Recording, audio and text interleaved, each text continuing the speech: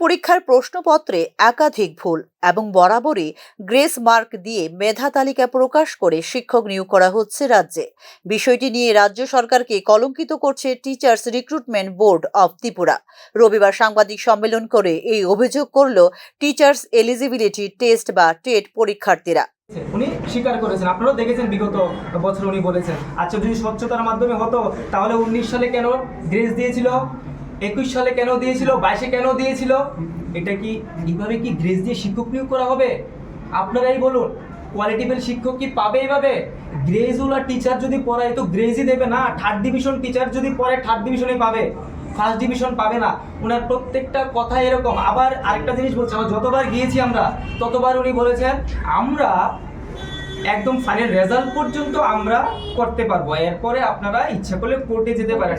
কোর্টে কেন যাব? টেন্টেটিভ রেজাল্টের নিচে কার সিগনেচার দেওয়া আছে? কন্ট্রোলার, ঠিক আছে, ভেরিফাই না করে কি দিয়েছে। আর আমি পরীক্ষা নিয়েছি টিআরবিটি, আমি কেন কোর্টে যাব? আমি কেন বর্তমান সরকারের বিরুদ্ধে যাব? কেন যাব? টিআরবিটির উপর দায়িত্ব দেওয়া হয়েছে, যাতে যেটা সরকার পারে না সেটা দায়িত্ব দিয়েছে টিআরবিটির উপর। টিআরবিটি যদি এখানে ভুল করে তাহলে এখানে কি করছেন উনি বর্তমান সরকারকে কলঙ্কিত করছেন, আর কিছু না। ফেল করা ছাত্রছাত্রীরা নম্বরের জন্য একের পর এক আন্দোলন করছে বলে যে অভিযোগ তোলা হয়েছে একাংশ মহল থেকে, তারও তীব্র নিন্দা জানিয়েছেন টেট পরীক্ষার্থীরা।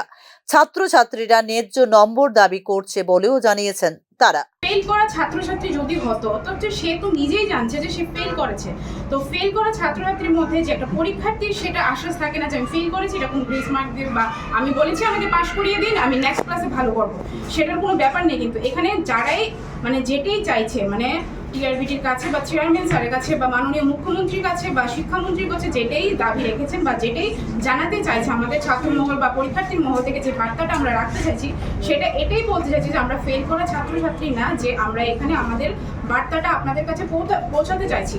আমরা যতটুকু প্রাপ্ত নাম্বার, ন্যায্য নাম্বার, টেন্টেটিভে ভুল দেওয়া হয়েছে সেই ভুলগুলোর আনসার আমরা পাই, নাম্বারগুলো আমরা পাই। প্রশ্নপত্র ভুল করা হয়েছে, আউট অফ সিলেবাস করা হয়েছে, সেইগুলো নাম্বার যদি আমরা করতাম, আনসার করতাম, ন্যায্য নাম্বার আমরা পেতাম। টেন্টেটিভে ভুল ছিল, সেই ন্যায্য নাম্বারগুলো আমরা পাইনি। সেই ন্যায্য নাম্বারগুলোর জন্য, যে স্টুডেন্টদের প্রাপ্ত নাম্বারগুলোর জন্যই স্টুডেন্টরা আজকে এই বার্তাটা আপনাদের কাছে পৌঁছানোর জন্য এই আয়োজনটা করছে। সর্বশেষ টেট 1 এবং টেট 2 পরীক্ষায় কিছু প্রশ্ন সিলেবাস বহির্ভূত ছিল, আবার অনেক প্রশ্নই বানান ভুল ছিল, যা পরীক্ষার্থীদের বিভ্রান্ত করেছে। বিষয়টি নিয়ে বিভিন্ন মহল থেকে প্রশ্ন উঠছে টিআরবিটির উপর। শুধু তাই নয়, বিষয়টি নিয়ে প্রায় প্রতিদিনই ডেপুটেশন দেওয়া হচ্ছে টিআরবিটি চেয়ারম্যানের কাছে। শিক্ষক নিয়োগ প্রক্রিয়া থেকে স্বচ্ছ এবং বিতর্কমুক্ত করতে গিয়ে প্রতিবারই চ্যালেঞ্জের মুখে পড়তে হচ্ছে টিআরবিটি কে। স্বাভাবিক কারণেই এই ক্ষেত্রে বিতর্কের কেন্দ্রবিন্দুতে উঠে এসেছে টিআরবিটি। এদিন তিনি আরও বলেন, এমনকি পরীক্ষায় পাঠ্যক্রম বহির্ভূত বিষয়গুলোর জন্য প্রস্তুতি নেওয়ার জন্য পূর্ব নোটিশ দেওয়া হয়নি। তাই এই বিষয়টি গুরুত্ব সহকারে দেখার জন্য টিআরবিটি চেয়ারম্যানের নিকট আবেদন জানানো হয়েছে।